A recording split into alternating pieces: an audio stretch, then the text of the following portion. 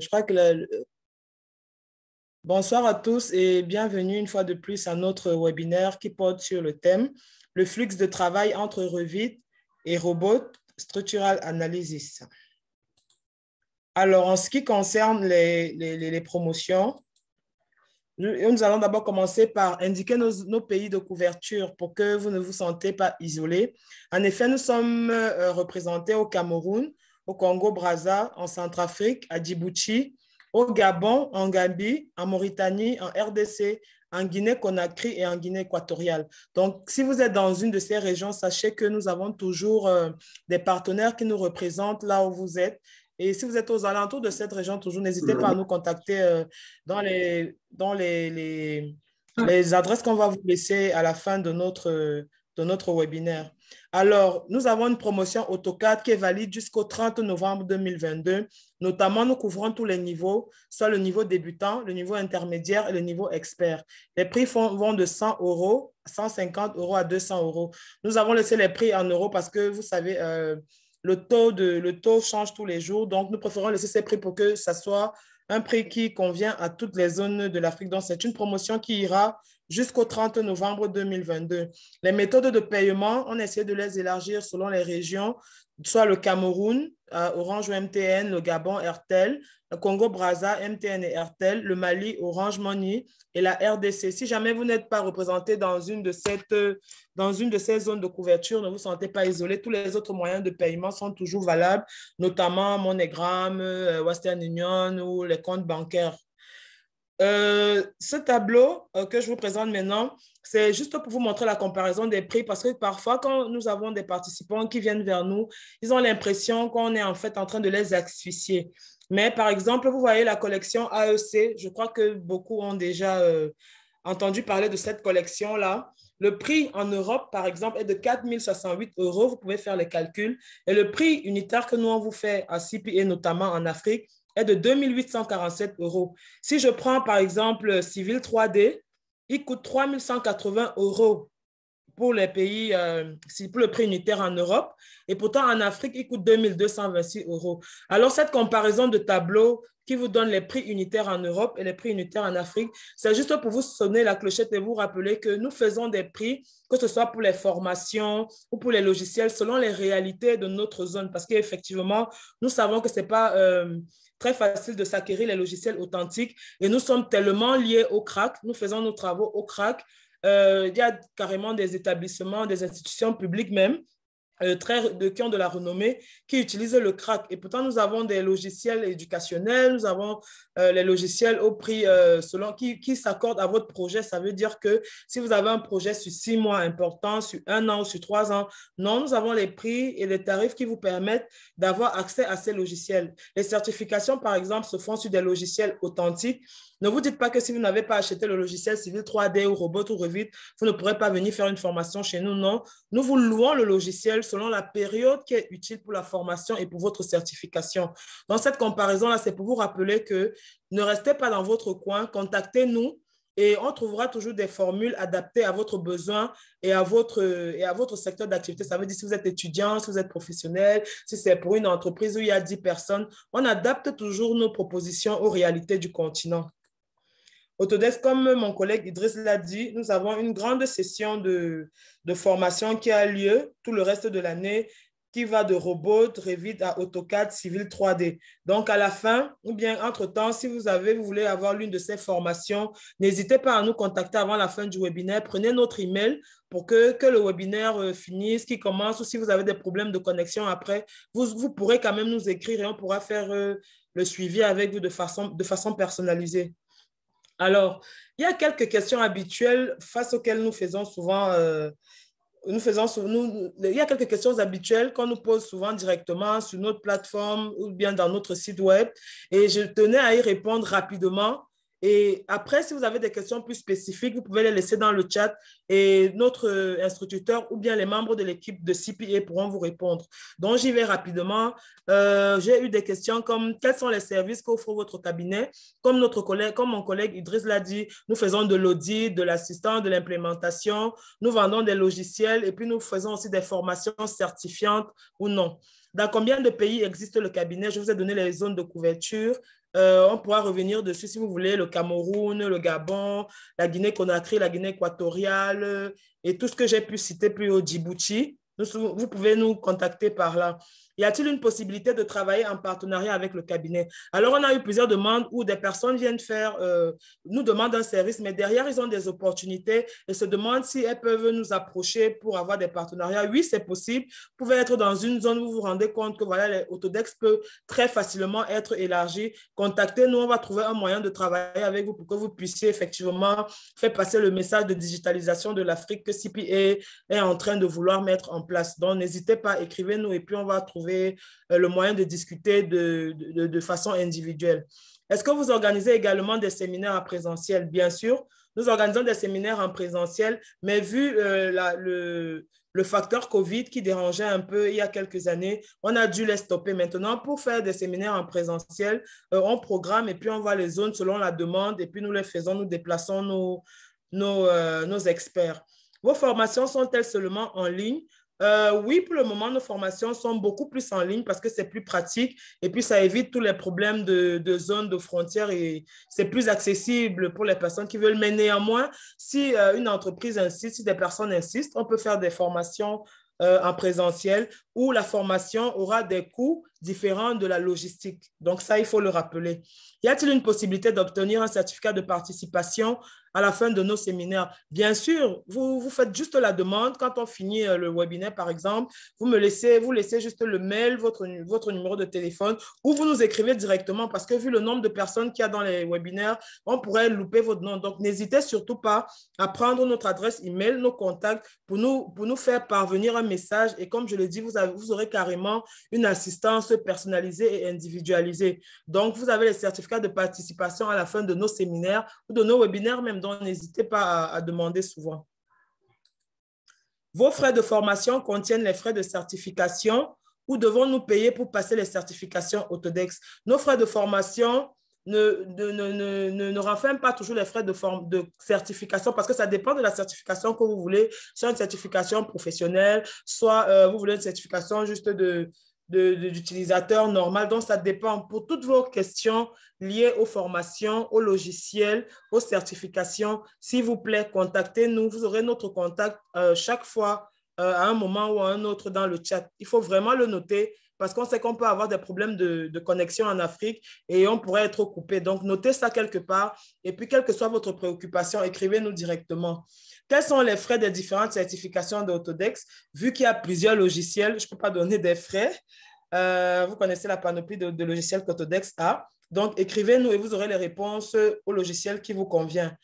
Je suis un jeune ingénieur maîtrisant les solutions Autodex liées au BIM. Puis-je travailler avec vous? Bien sûr, nous sommes ouverts à tous les étudiants, les ingénieurs qui ont envie de faire des stages. Nous sommes ouverts à toute proposition parce que de toutes les façons, c'est vous qui allez porter le message de la digitalisation qu'on est en train de mettre en place à CPA. Donc, vous êtes les bienvenus chez nous. N'hésitez pas à nous faire des demandes et puis on vous répondra le moment opportun. Les thèmes choisis dans les webinaires sont-ils au hasard? Alors, les thèmes choisis ne sont pas au hasard.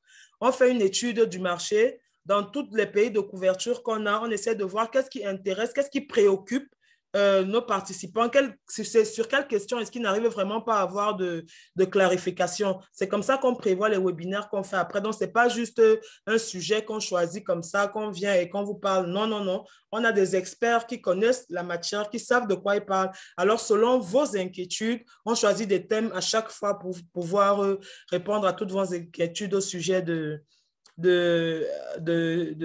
Autodex. Alors, nos contacts, oh là là, je les appelle la page. Nos contacts, n'oubliez pas, vous les notez là. Nos contacts, vous les avez toujours à la fin. Prenez notre email, les numéros de téléphone et notez-les quelque part. Vous aurez une assistance personnalisée. Merci d'être là. Monsieur Kika, qui est notre expert du jour, vous êtes là? Allô? Bonsoir Cyret, bonsoir à tous les participants, je suis là. OK. Donc, je vous passe la parole. Ma présentation est finie. N'oubliez pas, couper vos micros et vos vidéos pour qu'on n'ait pas d'interférence et que vous puissiez bien suivre notre expert. Alors, bonne séance et merci à tous les participants pour votre ponctualité. Laissez vos messages dans le chat. On va les noter et à la fin, Monsieur Christian pourra répondre à vos questions. Merci.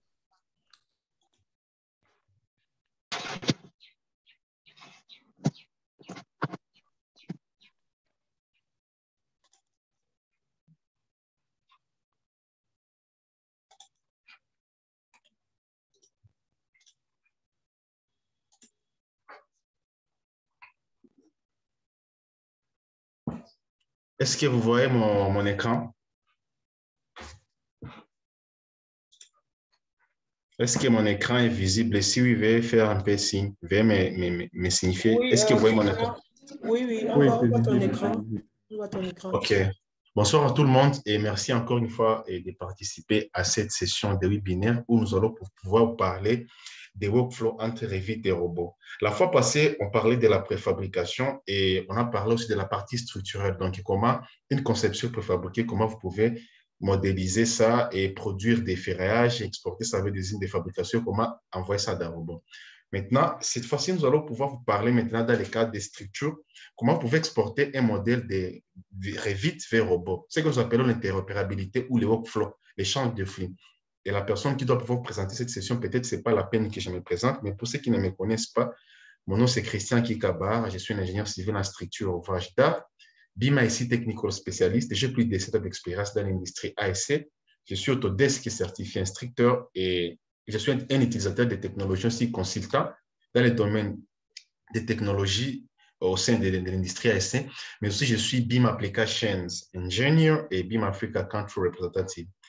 Et voici mes contacts. Si vous avez des soucis, n'hésitez pas à me contacter via mon email ou l'email de notre société CPA. Mais si vous voulez peut-être me poser des questions particulières par rapport à vos difficultés, n'hésitez pas à me contacter directement sur LinkedIn parce que c'est le seul réseau social sur lesquels je suis plus actif. Je n'utilise pas Facebook, je n'utilise pas Twitter. Je suis beaucoup plus sur LinkedIn. Et le titre, c'est Flux de travail entre Revit et robots que nous allons vous parler. Pourquoi je veux parler de cette session? Parce que le développement du modèle analytique est un élément essentiel dans les processus BIM et pour tout ce qui concerne les ingénieurs en structure. Et souvent, dans les versions récentes, et Robot et Revit 2009 jusqu'au Revit 2022, les modèles physiques étaient toujours liés au modèle analytique. Mais avec Revit 2023, vous allez découvrir des choses exceptionnelles parce que la plupart des gestes qui ne sont pas à jour. C'est la raison pour laquelle et avant de commencer le webinaire, notre service de marketing, il a simple de vous inciter, de vous montrer l'importance de migrer vers des nouvelles versions et aussi avoir une acquisition des licences certifiées de Revit. Parce que ne me dis pas que celui qui travaille avec Revit 2009, 2020, et pourrait peut-être faire quelque chose comme celui qui travaille avec Revit 2023. Sincèrement, il y a toujours des fonctionnalités, il y a des ajouts et beaucoup de choses, comme vous allez les voir dans Revit 2023 et Robot Structural Analysis 2023. Aujourd'hui, nous allons vous parler des modèles analytiques. Comment exporter des Revit vers Robot. Et parmi les nouveautés de Revit 2023, pour ce qui est de l'analyse structurelle, premièrement, d'abord, vous pouvez créer un modèle analytique et structurel dans Revit sans géométrie physique. Vous savez souvent que la plupart des fois, lorsque tu modélises directement avec Revit, vous produisez une maquette BIM, le poutre, le colonne, le poteau. Directement, il y a un modèle analytique qui se crée, mais ce n'est pas le cas pour Revit 2023. On a dissocié les modèles physiques du modèle analytique. Et donc, vous pouvez modéliser dans Revit comme vous modélisez dans Robot Structural Analysis. Donc, vous pouvez modéliser toute votre structure dans un modèle analytique sans pourtant utiliser une géométrie physique. Mais aussi, vous pouvez modéliser des éléments analytiques entièrement paramétriques. Comme vous allez voir, vous pouvez aussi associer les modèles analytiques à des grilles et des niveaux pour contrôler le positionnement des éléments par des biais de référence. Mais aussi, vous pouvez documenter les modèles analytiques, ce qui est parmi les particularités des Revit 2023, comme vous allez voir. Mais aussi, en termes de contexte BIM, à ce qui concerne la modélisation analytique structurelle dans Revit, vous pouvez utiliser de nouveaux outils. Par exemple, les panels modèles analytiques et structurels pour créer des modèles analytiques, comme vous allez voir. Donc, si vous voyez là, ce sont des outils qui ont été ajoutés dans Revit qui n'étaient pas là-bas. Le membre, les panneaux et tout ça. C'est comme dans Robot. Donc, on vous donne la possibilité de créer des modèles analytiques sur des formes plus complexes, comme vous allez voir. Souvent, travailler avec les modèles MassInSit ou avec Revit, vous pouvez travailler des structures avec les volumes. Il y avait toujours les difficultés de créer des modèles analytiques. Mais vous allez voir que vous pouvez créer des formes complexes de votre structure et vous avez la possibilité de créer des modèles analytiques. Mais aussi l'avantage qu'il a parce que vous pouvez tirer parti des géométries physiques existantes comme les contextes. Mais aussi vous pouvez associer des éléments des modèles physiques et analytiques pour contrôler la qualité du BIM, la livrabilité, les temps, mais aussi l'enrichissement des informations en termes de coordination pour un projet entre les différentes équipes sur un projet de génie civil. Mais aussi, vous pouvez contrôler les modifications de manière indépendante pour les objets analytiques et physiques. Mais aussi, vous pouvez créer Ce qui est avantage pour Revit 2023, c'est parce qu'il donne la possibilité de créer plusieurs modèles analytiques pour initier les représentations physiques. Mais aussi, le plus grand avantage et innovation d'Arrivit 2023, c'est ces plugins de Dynamo qui étaient intégrés, qui vous permettent d'automatiser les modèles structurels. Donc, je peux modéliser ma structure tout entière sans pourtant produire les modèles analytiques, mais je peux juste afficher certains éléments que j'aimerais peut-être faire une analyse. Je peux seulement sélectionner quelques éléments et créer leur modèle analytique et puis envoyer d'un robot. Donc, ça vous donne la possibilité de générer automatiquement un modèle analytique structurel connecté et cohérent à partir des géométries physiques. Mais aussi, vous pouvez régler l'automatisation, la personnaliser pouvait être optimisée par des types de projets spécifiques. Aussi, la possibilité de faire la mise à jour des modèles analytiques en fonction des modèles physiques. Et voilà, vous voyez par exemple ces genres de modèles. Donc, aujourd'hui, avec la version 2023 de Revit, vous avez la possibilité de produire ces genres de structures. Dans les cas de construction et métallique, vous pouvez modéliser des structures très complexes et ils vous donnent la possibilité de créer leurs modèles analytiques comme vous voyez là-bas, sans pourtant utiliser des jeux et le computation design comme Dynamo et autres. Donc, cette flexibilité-là dans la modélisation, mais aussi pour les ingénieurs structures spécialistes dans les domaines des ponts et qui sont plus avancés dans les domaines des advanced modeling, donc les modélisations avancées avec Revit, c'est qui faire des conceptions des ouvrages de génie civil, des barrages, des digues, des ponts suspendus, des ponts haubans, des grands projets de génie civil, les autoroutes et tout, les ponts de différentes formes, les ponts en béton précontré, les ponts préfabriqués et tout. Vous pouvez créer votre conception en utilisant soit le generative design ou les design automation, donc computational design. Et ici, vous avez la possibilité de créer ces éléments-là à partir des volumes. Et puis, vous donne la possibilité, par exemple, comme ces ponts suspendus, de créer un modèle analytique et puis d'envoyer des logiciels de calcul et des ponts comme robots et autres, et comme Sophistic, Bridge ou Sophistic Analysis and Design. Et le modèle que vous voyez là, c'est le modèle que nous allons pouvoir exploiter. En fait, nous avions essayé un peu de mettre la barre très haut, parce que la plupart des fois, quand on fait des webinaires, on touche souvent des choses un peu plus petites. Mais aussi, nous allons montrer aujourd'hui, nous allons monter la grandeur des consultations et projets d'Afrique. Nous allons montrer aujourd'hui de quoi CPA est capable de faire. Et notre exemple, nous allons aller d'un exemple type, nous allons prendre un modèle d'un gratte-ciel. Donc, le gratte-ciel que vous voyez là, c'est le gratte-ciel que nous avions modélisé dans Revit. Et nous allons vous montrer étape par étape comment créer un modèle analytique et puis maintenant comment envoyer le modèle à robot pour passer à toutes les étapes que vous connaissez pour la modélisation avec robot. Ceux qui n'ont jamais peut-être utilisé robot ou ceux qui n'ont jamais peut-être participé à ce genre de webinaire en termes de flux du travail très vite des robots, pour vous, c'est une grande opportunité. Donc, je vous prie vraiment de rester beaucoup plus concentré parce que vous allez découvrir beaucoup de choses vraiment exceptionnelles. Parce que là, comme vous voyez là-bas, c'est un modèle que nous avons modélisé dans Revit, le gratte-ciel, et puis nous avons envoyé des robots pour faire les différents calculs, les analyses, les cartographies des panneaux, les différentes cartographies des contraintes sur nos différents éléments, les voies, les panneaux, les dalles, et notre noyau qui constitue la cage d'ascenseur. Donc, pendant ce processus-là, nous allons vous montrer comment des Revit, vous pouvez quitter et aller d'un robot, et d'un robot, comment vous pouvez être en mesure de faire toutes ces analyses des structures. Je suis sûr et certain que beaucoup vont se retrouver ici parce que nous allons essayer un peu de sortir pour la plupart des gens d'un contexte théorique et aller pratiquement. Toutes les théories que vous connaissez des bétons armés, comment vous maintenant les appliquer ici? Parce que ça sera en termes de rappel et à chaque fois que je vais parler, vous allez sincèrement vous y retrouver dans un cours que vous avez pu étudier. Et donc, c'est ce que nous allons vous montrer. Et puis, sans plus tarder, maintenant, nous allons passer par les choses très sérieuses. Là, nous allons passer par la démonstration.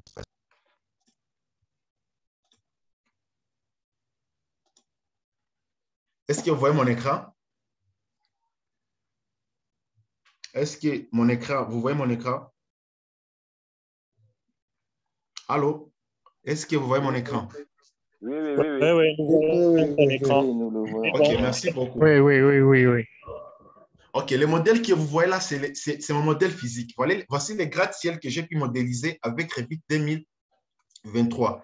Toutes les notions que vous connaissez des modélisations des structures en béton armé, en termes de bâtiments, hôtels, les tall buildings, les skyscrapers, tout ce que vous connaissez, toutes les notions de modélisation des gratte-ciel. Premièrement, en termes de modélisation des gratte-ciel, vous savez, la première des choses, pour rendre les gratte-ciel plus rigides, la première des choses, il faut d'abord concevoir les noyaux sur lesquels les restes des éléments vont s'appliquer. Comme vous voyez là-bas, j'ai commencé avec un grand volume, et puis par après, j'ai modifié les volumes, ainsi de suite, jusqu'à avoir un volume plus petit. Pourquoi? Parce que c'est réduire les effets du vent sur la structure, parce que ces genres de structures sont souvent beaucoup plus susceptibles à avoir des effets dynamiques entre les séismes et le vent, pour voir leur comportement suite à une excitation dynamique, comment ils peuvent se comporter.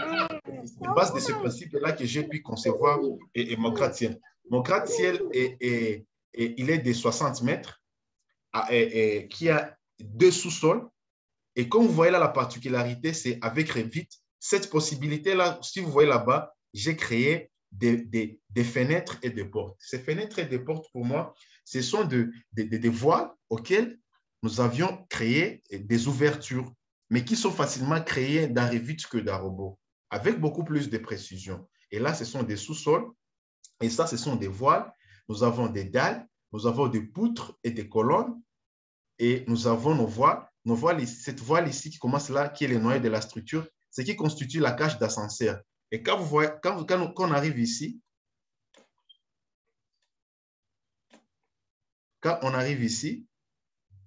vous allez voir, si vous arrivez là, vous verrez qu'ici, il y a une ouverture. Donc, si vous voyez là, vous voyez qu'ici, il y a une ouverture. Donc, et là-bas, c'est une structure métallique. Cette structure métallique-là, et ça permet au moins les gens qui quittent ici directement, s'il plaît, de ne pas peut-être soit à être mouillé. Et puis voilà, cette structure métallique-là permet de couverture et pour permettre au moins l'accès ici dehors pour des entretiens, ainsi de suite. Voilà ma structure qui est là.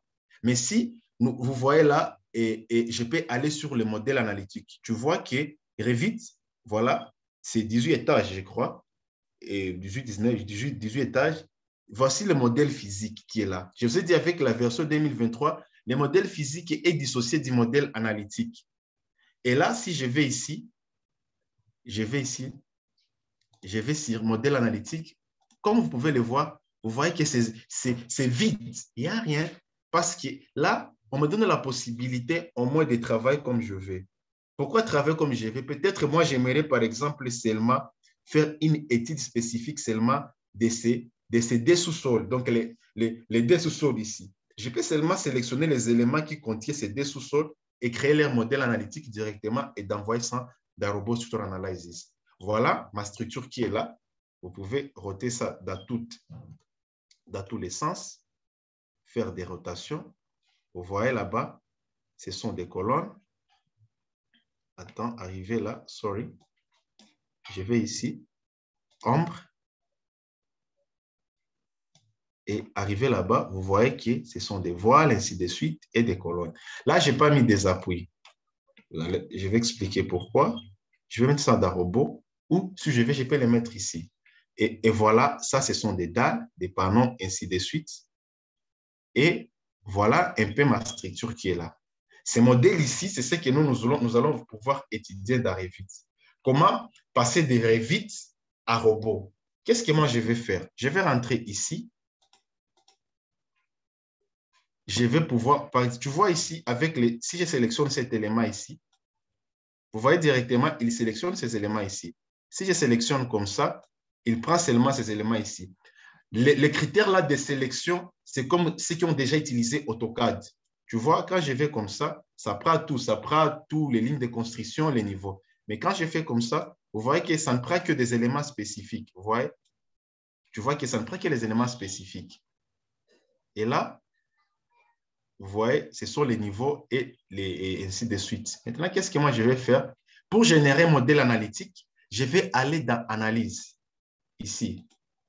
Si je vais dans Analyse, sincèrement, vous verrez qu'il y a eu plusieurs améliorations. Tu vois, cet onglet n'existait pas auparavant.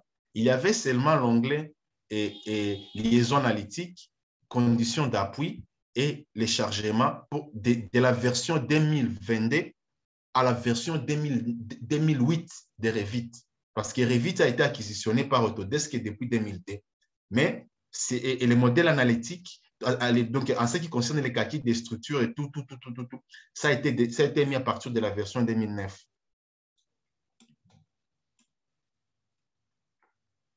Alors, qu'est-ce que moi je vais faire ici? Je vais aller là. Vous voyez qu'ici, il y a la possibilité de créer des modèles analytiques, des panneaux, ainsi de suite. Donc, ici, je peux créer des éléments analytiques ici. Donc, je peux ajouter, par exemple, les histoires des contrefantiments ici et leur donner, par exemple, je peux prendre cet exemple ici.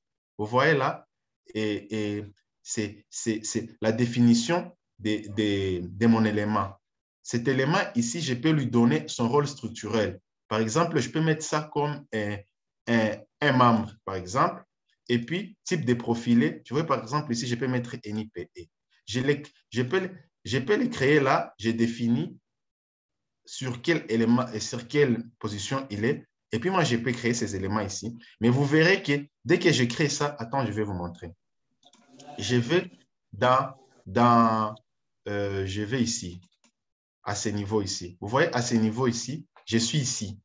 Alors, qu'est-ce que moi, je vais faire? Par exemple, j'aimerais, par exemple, ajouter un élément complémentaire ici. Donc, en termes analytiques, je peux ajouter un élément analytique ici, par exemple, un membre ici, et je peux créer ça ici.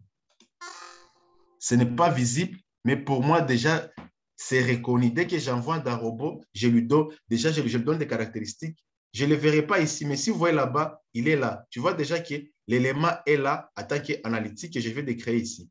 Et cet élément ici, si je le sélectionne, vous voyez que c'est juste un élément, un membre que je peux donner un rôle structurel. Je peux le donner soit une poutre, soit un longéro. Mais vous verrez que analytiquement, ça existe, mais physiquement, ce n'est pas là.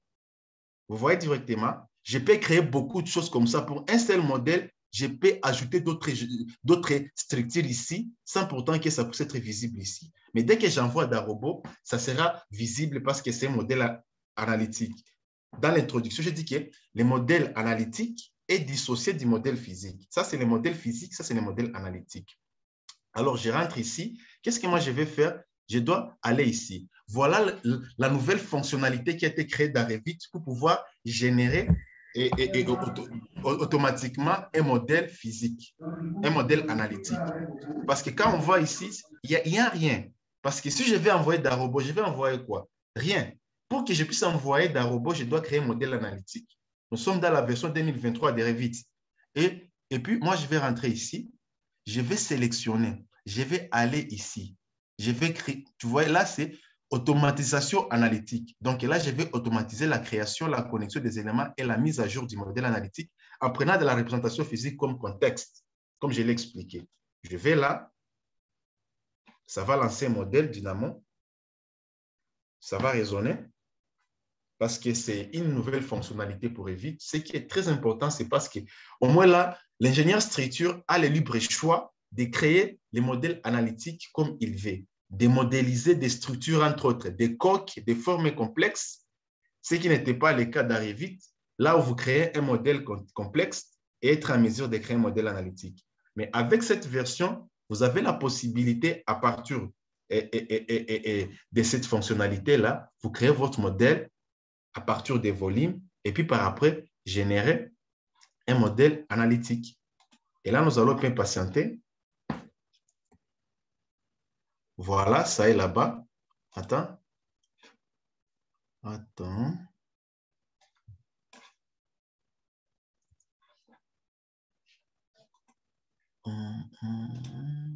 Voilà, le modèle est là. Ça, c'est ça le modèle. Et puis, je dois ouvrir Revit. Voilà.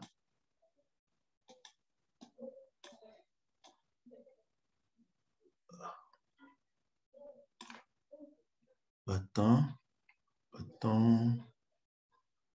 Je peux... Wait.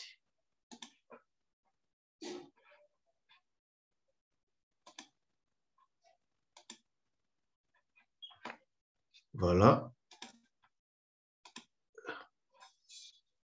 Attends un peu. Patienter un peu. Voilà. Je suis là. Attends, pourquoi ça ne s'affiche pas ici? Attends, je vais réduire l'onglet pour que vous voyez très bien. Ça, c'est mon élément ici. Et puis, je vais aller là. Ici, il me donne la possibilité de sélectionner. Si vous voyez là, on me donne la possibilité de faire une sélection. Cette sélection-là, j'ai dû sélectionner mes éléments. Vous voyez ici, j'ai lancé ces modes. Je suis allé ici dans Analyse. Et puis, ici, je suis allé là et pour automatique et analytique. Et là, je vais sélectionner mes éléments auxquels je vais créer un modèle analytique. Je sélectionne ces éléments ici. Vous voyez? Et puis, quand je vais ici, non, quand je vais là, vous voyez que tous mes éléments sont sélectionnés. Et là, on me dit ajuster les éléments analytiques à l'aide. Et attends, j'ai fait ça pour que vous voyez très bien. Attends. Je vais là. On me dit que tolérance de la distance entre les éléments. Ici, je vais mettre 1 mètre pour avoir beaucoup plus de précision. Tolérance de la distance par rapport au niveau des plus proches de la valeur d'unité, je prends 5. Les éléments, le premier groupe de mes éléments, il doit sélectionner le mur, les colonnes et les poutres. Et puis par rapport, qu'est-ce que je vais faire ici? Je dois lancer exécuter. Vous verrez, ça va lancer exécuter. Dès que ça finit, directement, nous allons aller dans notre modèle analytique et directement, on aura les modèles analytiques. Quand on aura les modèles analytiques, directement, il n'y a rien là à penser. 2 fois, nous allons directement envoyer d'Arobot. Et là, maintenant, arrivé d'Arobot, c'est là maintenant nous allons commencer le nombre de processus à ce qui concerne l'analyse des structures. Seulement que je vous prie d'être un peu patient parce que la structure, c'est tellement vaste et ça pèse, c'est tellement beaucoup de choses, mais dans laps d'état, ça va finir. Donc, c'est un script Dynamo qui permet au moins aux ingénieurs structure d'avoir un libre choix en termes de la création des modèles analytiques. Parce que souvent, Revit nous impose, tu vois, tu crées directement un modèle physique, tu ne peux pas le modifier, un modèle analytique. Mais là, on te donne la possibilité de modifier un modèle analytique que tu as déjà créé et d'ajouter d'autres choses et puis d'envoyer des robots pour faire les analyses des structures. Parce que c'est tellement important pour les ingénieurs d'utiliser Revit aujourd'hui et surtout de migrer vers ces nouvelles versions parce que c'est tellement capital. Quand vous travaillez sur un projet de construction complexe dans le domaine génie civil, ça vous permet d'être plus compétitif et de gagner en temps et en livraison et d'avoir beaucoup plus de précision dans votre projet parce que là, au moins, vous allez créer des documentations. La différence qu'il y a entre, par exemple, le Revit et d'autres logiciels, c'est cette possibilité-là de créer des livrables en 3 dimensions, mais aussi la possibilité-là d'avoir des quantitatifs, la détection des conflits, le problème des erreurs, la possibilité de créer des rendus, de créer des présentations 3D de ferrage. Comme vous allez voir, souvent, il est strictement interdit, quand vous travaillez sur un projet de structure en tant qu'ingénieur, de pouvoir considérer ou de mettre dans un projet comme plan d'exécution les modèles de ferraillage que vous produit robot.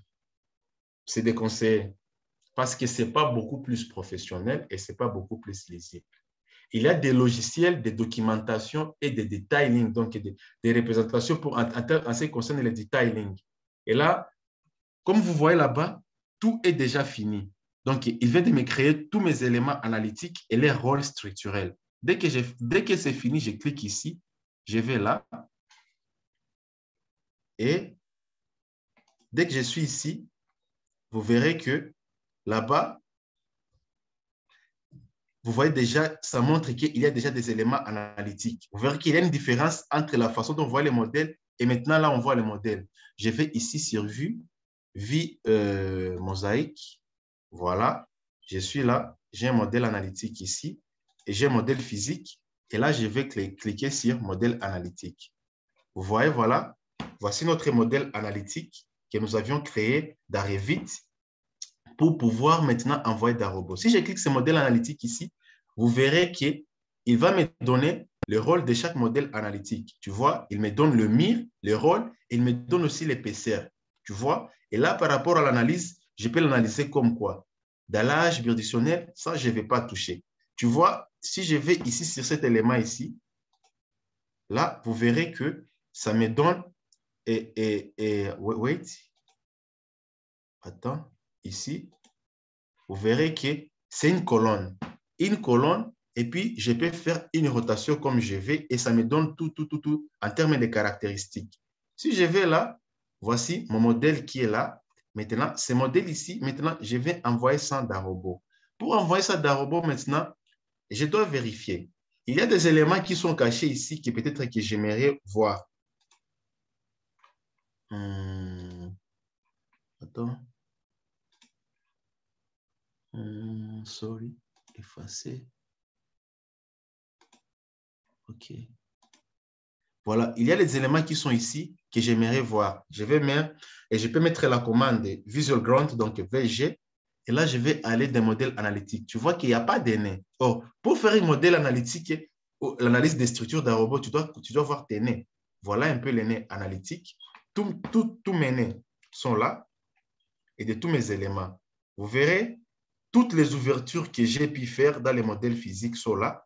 S'il y a quelque chose que je n'apprécie pas ici, tu vois, j'ai la possibilité de modifier ça facilement, ces modèles ici, parce qu'avec ça, je peux élargir ça, je peux diminuer ça. Donc, je peux faire tout ce que je veux avec. Comme vous voyez là-bas, vous voyez, donc toutes les ouvertures que j'ai pu faire sont là-bas, toutes les ouvertures sont là-bas. Par rapport à qu'est-ce que moi je vais faire avec mon modèle analytique que j'ai ici, je dois maintenant aller dans Analyse encore. Là, cette fois-ci, je ne vais pas ici parce que j'ai ce que j'ai cherché. Je vais aller ici, dans Robot. Souvent, pour la plupart des gens, ceux qui utilisent des versions craquées des robots, souvent, ils n'ont pas accès à cet onglet ici. Souvent, c'est rare parce que c'est une extension qui vient avec une licence certifiée. Souvent, c'est rare. Et souvent, vous verrez, souvent, cet import-export vous complique parce que vous ne jouez pas de tous les logiciels du fait que vous utilisez une version craquée. Je vais ici, je vais dans Intégration avec Robot Structural Analysis. Vous voyez, Analyse, Intégration avec Robot Structural Analysis. Là, je vais m'expliquer. Vous voyez ici, si déjà je travaillais un modèle d'un robot, si je voulais mettre les mises à jour d'Arrevit, je devrais aller ici, mettre à jour les modèles ou mettre à jour les modèles avec les résultats. Je peux aller ici, option des résultats. Vous verrez, soit ce sont des assemblages en acier ou soit ce sont des ferraillages. Si je fais ici mettre à jour les modèles, vous verrez là, toujours mettre seulement les formats des structures sélectionnés, ainsi de suite, ou mettre à jour une partie intermédiaire. Je vais aller là, option envoyer direct. Vous voyez ici, je peux négliger tout. Ici, c'est que je vais envoyer ou négliger le poids propre. Ici, lorsque j'envoie SMX, c'est lorsque, par exemple, j'aimerais que mon modèle Revit puisse être analysé dans un autre logiciel à part robot, comme Blueball, comme SAP, comme Tabs, comme Sophistic et d'autres logiciels de calcul des structures que vous connaissez, ou Midas, et ainsi de suite. Mais ici, seulement, comme c'est un lien bidirectionnel entre Revit et robot, là, ça sera une intégration directe et envoyer les modèles. Option d'envoi, je sélectionne l'option d'envoi et puis je clique sur OK. Vous voyez directement, ça commence l'exportation. C'est ce qu'on appelle l'import-export, donc les workflows, donc l'interopérabilité entre Revit et robot. Donc, la possibilité d'envoyer un modèle from Revit to Robot Structural Analysis. Tellement que ma structure est tellement un peu vaste, il doit exporter chaque élément. Le poutre, les colonnes, ainsi de suite. L'avantage qui est là entre Revit et robot, c'est parce que l'ensemble des éléments qui sont exportés dans Revit, dans robot, vous n'avez plus le temps, encore une fois, de modifier ou de reconfigurer. Parce que les éléments qui proviennent dans Revit sont directement reconnus dans robot. Parce que les normalisations qui sont dans Revit, soit c'est Eurocode et en termes de matériaux, ou soit c'est ESCI, American Association of Steel Construction en termes d'acier, ou soit tous ces éléments-là, toutes ces normes en termes de matériaux, ils sont reconnus. Vous voyez directement, les modèles pèsent beaucoup, mais dans un laps de temps, vous voyez directement ici, dans un laps de temps, le modèle est envoyé où? Dans robot. Ici, je peux lire les informations, il vous donne tout en termes de remarques. Ça, c'est un. Si je vais dans robot, vous voyez directement tout ce que j'ai modélisé dans Revit et dans Robot Structural Analysis. J'espère que vous voyez mon modèle robot. Est-ce que vous voyez mon modèle robot? Parce que dès que je lance Revit, oui, Oui, Oui, dès que je lance Revit, directement robot s'ouvre parce que c'est le workflow bidirectionnel, l'import-export, from Revit to robot, from robot to Revit. Et si je vais dans robot, vous verrez ici module supplémentaire, intégration. Il y a Dynamo, il y a aussi Inventor Frame Analysis, il y a Advanced Style et il y a Autodesk et Revit. Vous voyez? Donc, à partir des robots, si je peux modéliser, j'avais aussi des Revit, ainsi de suite. Donc, il y a cet échange-là, c'est fluide du travail. C'est important parce qu'au moins là, vous voyez que c'est possible. Ça, c'est un, je rentre dans Revit. Pour ceux qui, par exemple, ils aimeraient, par exemple, ces modèles pour se traiter dans un autre logiciel, comme j'ai dit. Si, par exemple, vous utilisez un logiciel, soit peut-être Revit, mais vous aimeriez, par exemple, Tecla Structural Design pour faire l'analyse des structures, ou soit TAPS ou Drupal ou d'autres logiciels de calcul des structures que vous connaissez, parce qu'il y en a de nombreux. Maintenant, il faut aller ici, là où on parle de l'Open Beam. Quand on parle de l'Open Beam, là, on voit maintenant l'IFC 4. Donc, je dois envoyer ces modèles sous format IFC. Vous voyez? Donc là, il faut exporter, vous exportez sous différents formats ici. Il y a différents formats là où vous pouvez exporter votre modèle, mais aussi, il y a d'autres formats où vous pouvez enregistrer votre modèle ici. Vous pouvez enregistrer votre modèle sous différents formats ici, ainsi de suite, où vous pouvez utiliser l'option outil d'interopérabilité BIM. Cette option d'outil d'interopérabilité BIM, il te permet d'exporter votre modèle à classer chaque maquette selon ses caractéristiques et ses dimensions, suivant la norme qu'on appelle COBI. COBI, on appelle Construction Operation Building Information Exchange. C'est un modèle d'échange de données d'interopérabilité entre les logiciels Autodesk et d'autres logiciels. C'est ce que nous appelons OpenBeam. Vous pouvez utiliser cet outil. Mais si vous utilisez une version craquée, vous n'aurez pas cette extension. C'est uniquement pour les licences certifiées avec des outils Autodesk. Là où je vais commencer les paramétrages et tout ça, je ne vais pas aller approfondir. Ou je vais exporter sous format IFC. Donc, je vais exporter mon modèle sous format IFC. On en parlera d'autres jours. Ici, maintenant, je rentre dans Revit, dans Robot. Ici, dans Robot, vous verrez directement, j'ai mon modèle ici. La première des choses, je dois d'abord enregistrer. Je dois lui donner un nom. Et j'ai dit, par exemple, je parle seulement des workflows. Workflow et session. N'est-ce pas? Là, j'enregistre. Et vous verrez ici, sur mon modèle, il y a par exemple des choses à changer. Tu vois, par exemple, pendant l'exportation, il y a cet élément qui s'est décalé. J'ai la possibilité, encore une fois, de prendre cet élément et de l'amener ici. Vous voyez? Et de prendre l'autre élément ici, de l'amener là-bas, ou soit de les supprimer. Et puis par après, par exemple, de modéliser encore l'autre élément. Comme vous allez voir, je vais vous montrer ça. Nous allons aller là. J'ai mon modèle robot qui est là-bas. J'ai tous mes éléments ici. Par exemple, cet élément ici, je peux aussi les supprimer. Je supprime cet élément ici. Je vais les remodéliser ici. Voilà. J'ai tous mes éléments ici. Vous voyez? Alors, qu'est-ce que moi je vais faire ici? C'est très simple. Je peux aller là. Je vais aller ici. Et je peux aller là. Mur porteur. Je peux modéliser avec ce genre où je peux aller ici, voile. Et là, je peux modéliser ma structure. Je peux changer là la dimension, mais je vais aller sur structure. Je vais aller sur, par exemple, voile. Et là, je peux mettre ma géométrie, par exemple. Comment je vais modéliser ça de haut en bas, je mets. Mais là, je vais utiliser une autre méthode. Là, ça sera juste une méthode de... attends, structure des panneaux. Je vais aller là et je peux aller voile coque. Et là, je peux juste sélectionner les listes d'objets sur lesquels je vais modéliser mes éléments.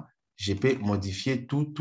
Je mets là-bas, je crée, je modélise. L'autre méthode, je vais aller là, poteau, caractéristiques, je mets plancher. Ce plancher-là, je peux lui donner un nom. Vous voyez, je peux aller sur structure ou je peux aller ici. Plancher. Et là, je peux par exemple faire un contour. Je vois par exemple ici, je peux mettre un rectangle.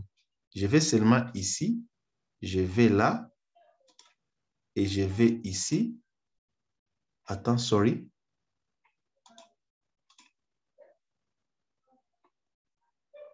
Je vais aller là, et ça ne sera pas une dalle horizontale, ça va être vertical. Je vais aller là, je clique ici, et je clique là. Vous voyez directement, ça me donne ça. Je vais là, je vais là, je vais là, ça me donne ça. Vous voyez? Donc, je recorrige ma structure qui était peut-être mal modélisée ici. Je peux aller là, je vais là. Non, ça est ici. Attends. Je clique ici, annuler.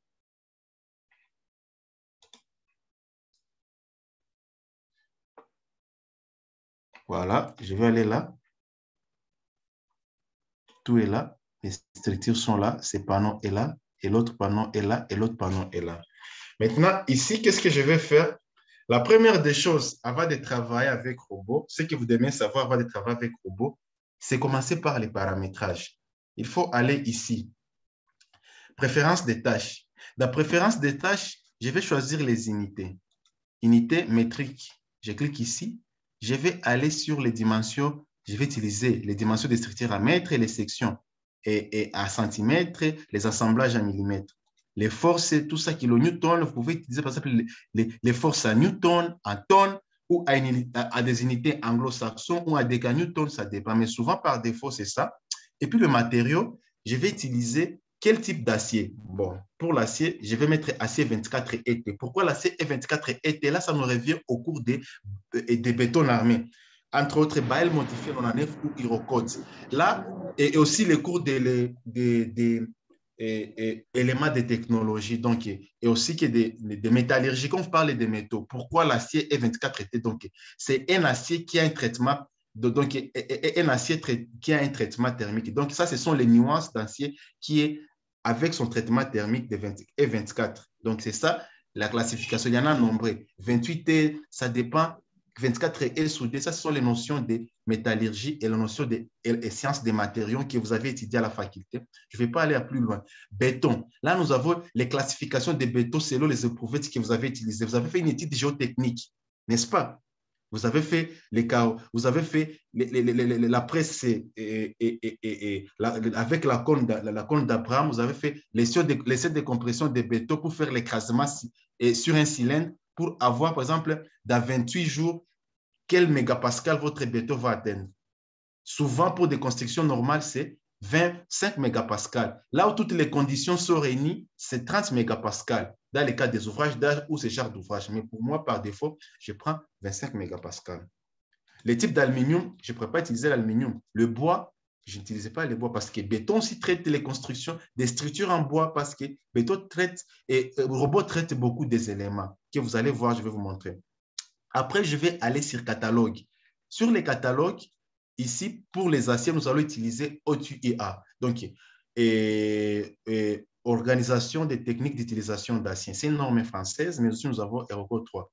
Et puis, pour les catalogues, nous avons les profils, le bois, les charges de convoi, ainsi de suite. Là, il ne faut pas toucher. Nous allons aller aux normes.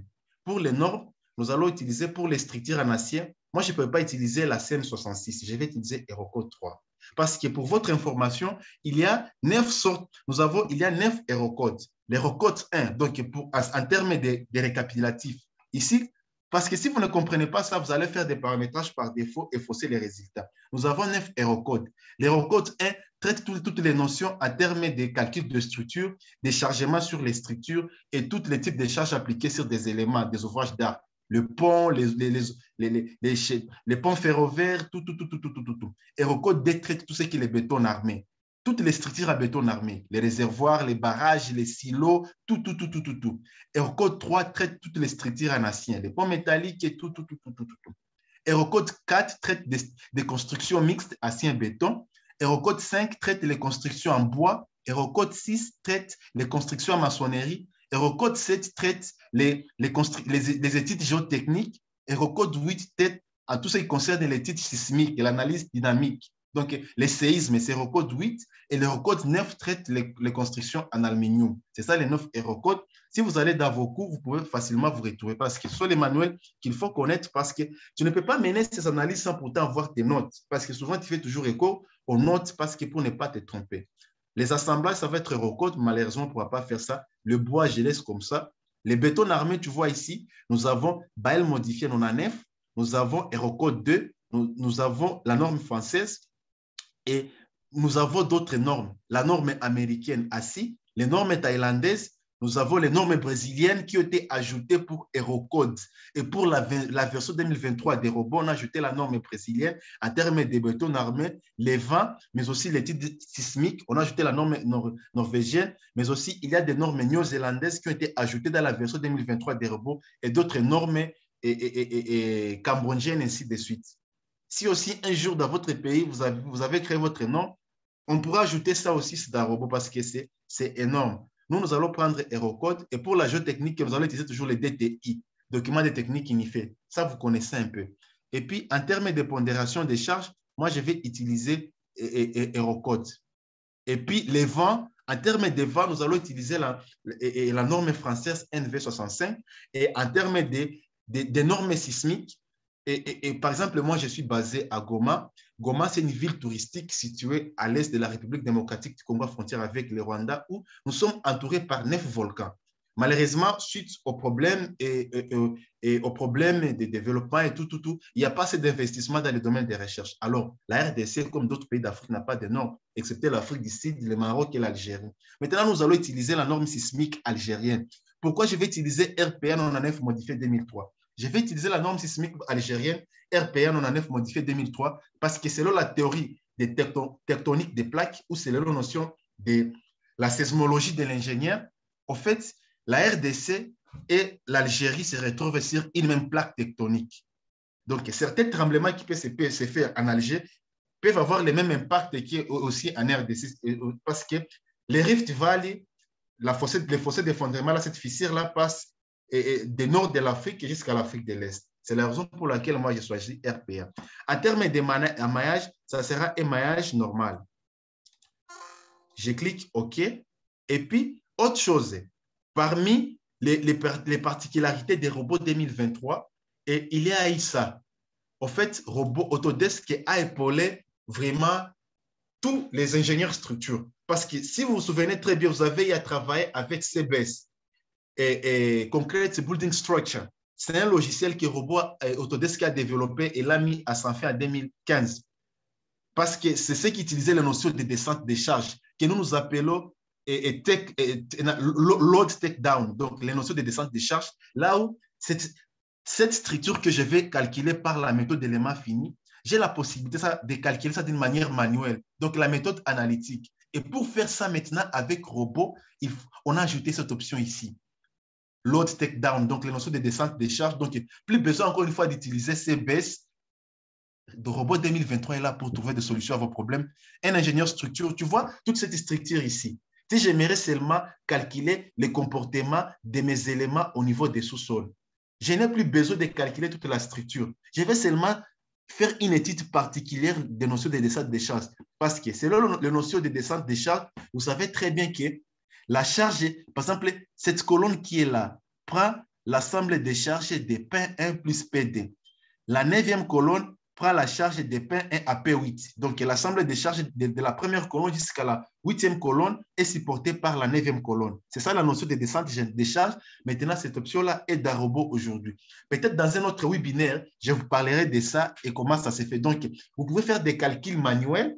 Et avec cette option-ci de notion de descente des charges d'un robot, vous pouvez faire des vérifications et vous verrez que vos résultats que vous avez calculés manuellement sont proches de la réalité parce que les robots ne prennent que les mêmes méthodes classiques de calcul de descente des charges. Maintenant, ils mettent ça d'une manière plus rapide pour beaucoup plus gagner le temps. Si vous ne voulez pas calculer toute la structure, mais vous voulez voir les comportements de chaque structure à part, donc vous avez la possibilité de dimensionner ou de calculer chaque étage différemment. Et ça, c'est une grande fonctionnalité, une grande nouvelle pour robot. Maintenant, ici, j'ai déjà fini de faire le paramétrage. Avant de lancer les calculs, avant de commencer par la combinaison des charges, je dois vérifier mes éléments. Si je clique ici, par exemple, pour la voile, Tu vois, pour la voile, ici, ça me donne seulement les walls, la voile, mais ça ne me donne pas c'est quoi les matériaux. Je dois vérifier mes matériaux avant de commencer à travailler. Vous voyez ici, nous avons les voiles en béton armé. Mais cette voile-là en béton armé, les matériaux d'Arrivit, là, ça lui donne notre matériau parce que si je clique ici, vous verrez que dans les propriétés, ça me donne seulement la voile, ça me donne l'épaisseur, mais en termes de matériaux, vous voyez directement que c'est robot 25 parce que je viens de configurer ça. Donc là, c'est reconnu parce que quand je vais lancer les calculs, ça ne pourrait pas créer des problèmes d'instabilité. Ça, c'est un. D, je vais vérifier pour mes éléments les dalles. Pour mes dalles, je vais cliquer sur propriété de l'objet. Et sur les propriétés de l'objet, vous verrez ici que c'est épaisseur 20. Vous voyez, je dois rentrer ici. Et là, je vais voir que mon élément, c'est ça. Donc, les matériaux, donc, la configuration des matériaux de la dalle, on lui donne cette notation. Je mets seulement et dalle, épaisseur 15 cm. Et là, vous voyez que c'est 30. Pendant que chez nous, c'est 15 cm. Je vais mettre 15 cm. Le béton, vous voyez là-bas, ça ne signifie pas les matériaux. Les bétons de quelles caractéristiques? Vous voyez toutes les caractéristiques des bétons selon les différentes normes. Vous voyez? Et puis moi, je vais mettre les bétons 25. J'ai cliqué sur OK. Tellement que je dois appliquer ça sur l'ensemble des éléments de structure. Pour gagner le temps, je vais juste aller là. Je fais une sélection. Je vais aller sur panneau. Panneau, j'ai cet élément ici. Je dois sélectionner tous ces éléments-là. Et quand je vais ici, ça me donne seulement ça. Et là, je peux ajouter ça, par exemple. Et puis, j'applique. Je vais aller ici, voir l'autre comportement ici. Ça me donne quel matériau ici. Ici, vous verrez les caractéristiques de mon matériau ici, de l'objet. Non, pas ici. Je vais là. Et propriété de l'objet. Vous voyez là-bas, caractéristiques des propriétés. Ici, type de barre, matériaux concrète. Vous voyez que le mot matériau, c'est concrète.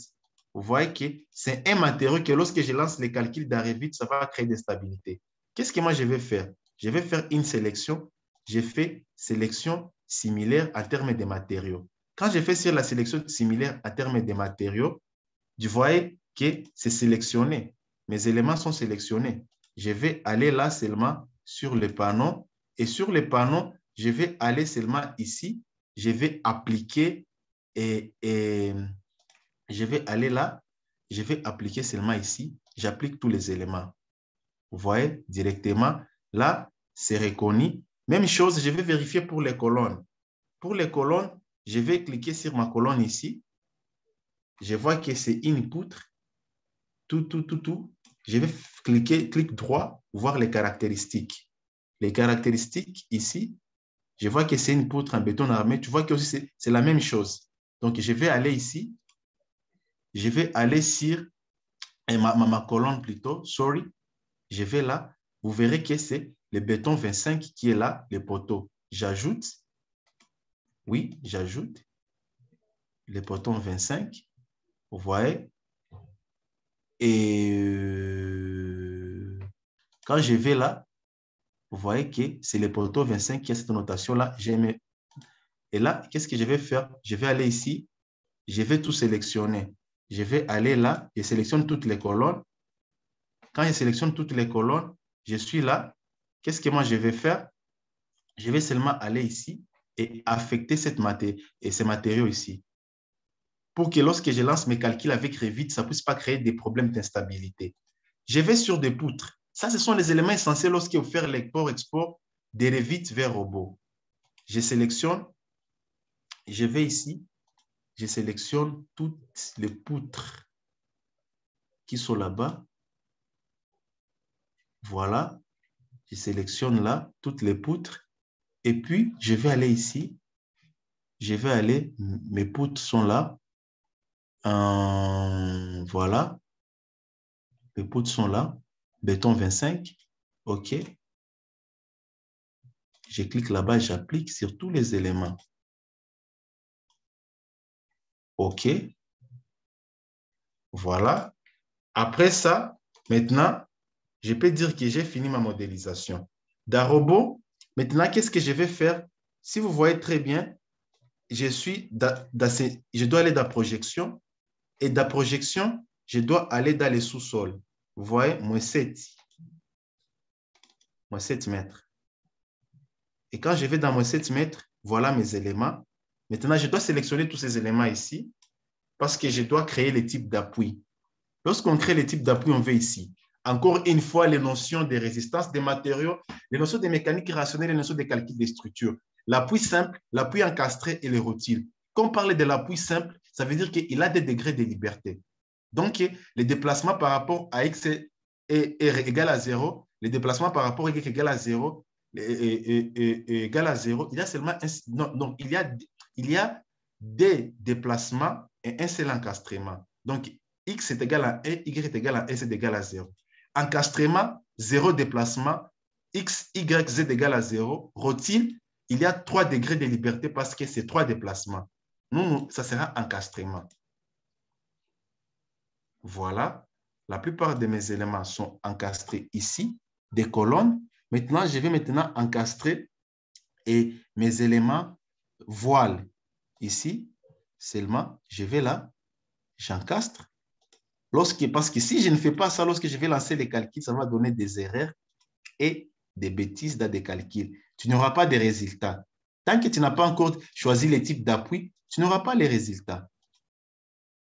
Et voilà, voilà, voilà, voilà, voilà, voilà, voilà, voilà.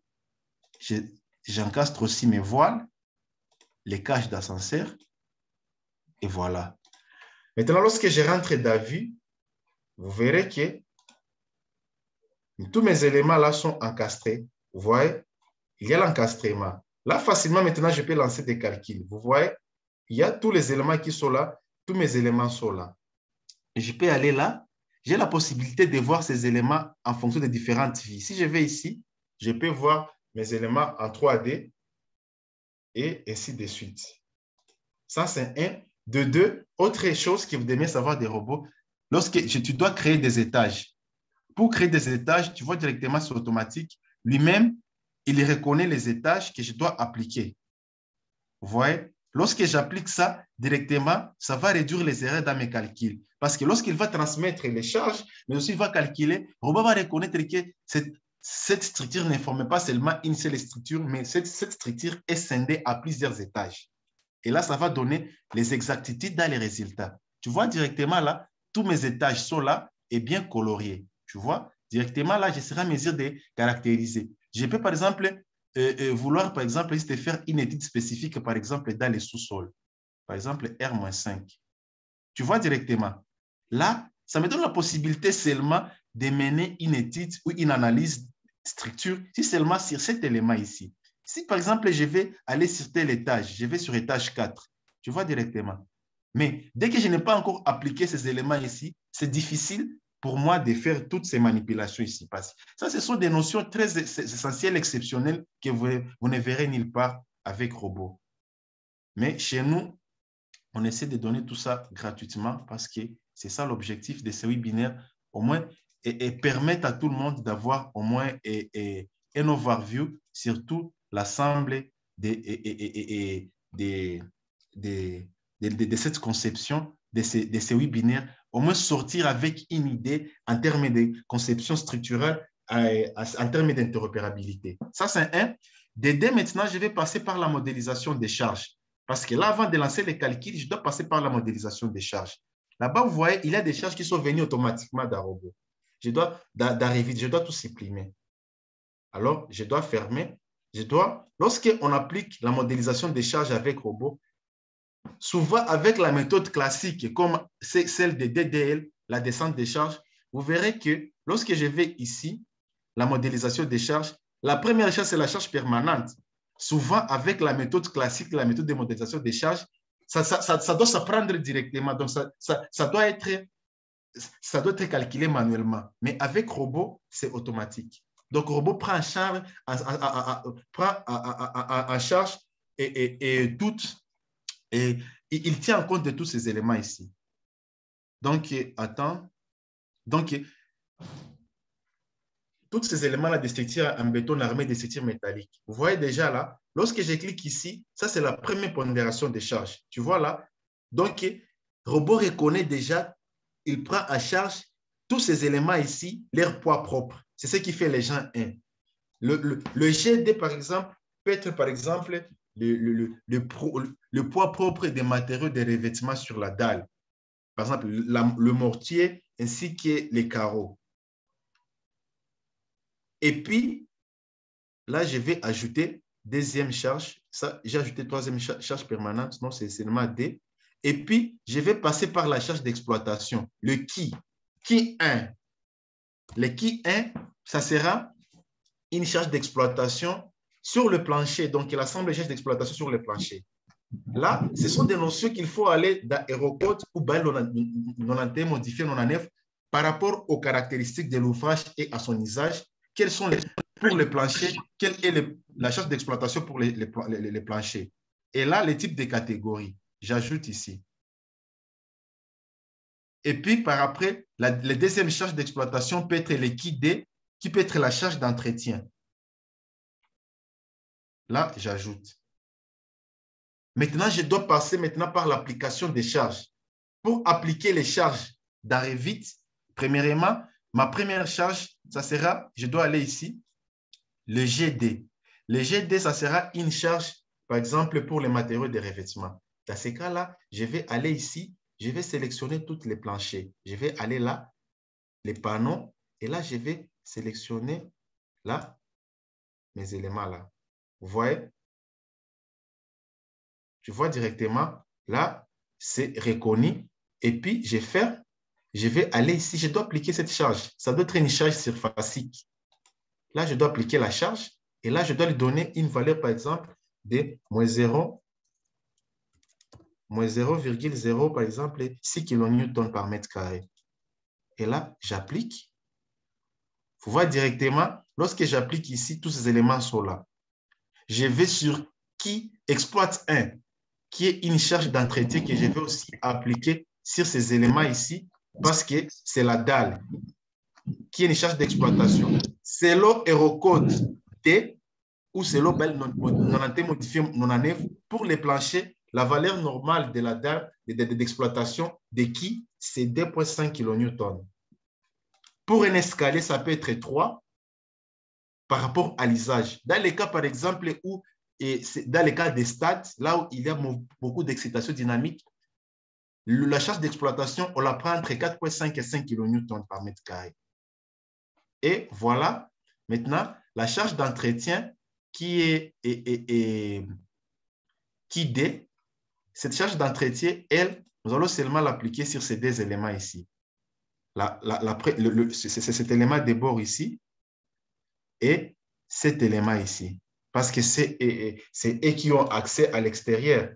Et là, qu'est-ce que moi je vais faire? Je dois aller là et puis je dois partir sur la surface. Je dois appliquer une valeur, par exemple, de moins 1 kN. Et puis j'applique.